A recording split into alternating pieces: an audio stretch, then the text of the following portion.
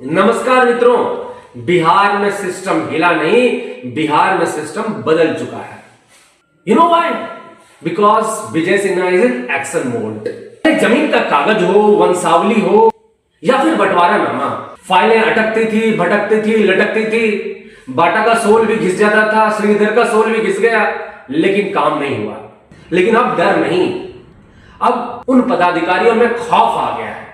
आदरणीय मुख्यमंत्री विजय सिन्हा जी का जब हम 3 हिस्टोरिक डिसीजन की बात करेंगे। डिसीजन नंबर 1 ये है दोस्तों, जमीन से जुड़े सभी राजस्व अभिलेखों की फाइल नकल जो है ऑनलाइन मिलेगी। अब आपको फिजिकल प्रोसेस में नहीं लगना होगा। जो काम है पहले 10 से 14 दिन में होता है, अब वो घंटों में होगा। यानी प्रक्रिया सरल, सुगम होगा और भी ट्रांसपेरेंसी सिस्टम में आएगा।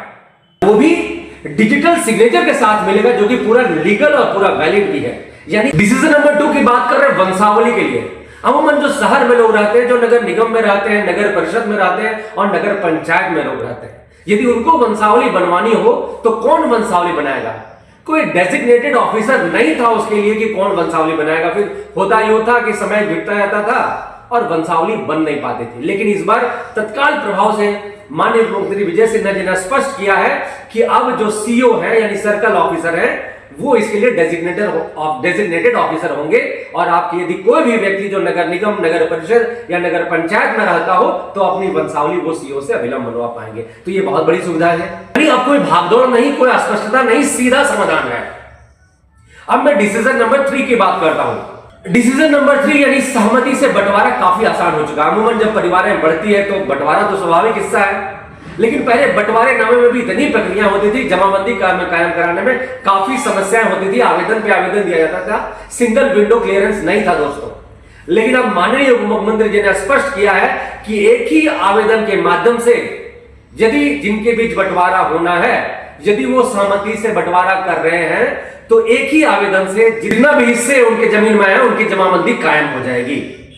यानी प्रक्रिया सरल हो गई, सुगम हो गई और विवाद मुक्त हो गई।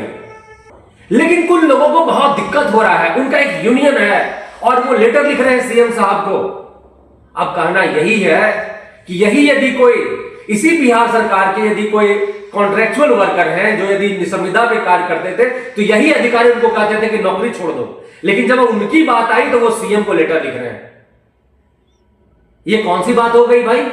बस एक बात मुझे कहना है कि deputy CM Vijay Kumar Sinha is doing excellent, immaculate, impactful and citizen centric governance.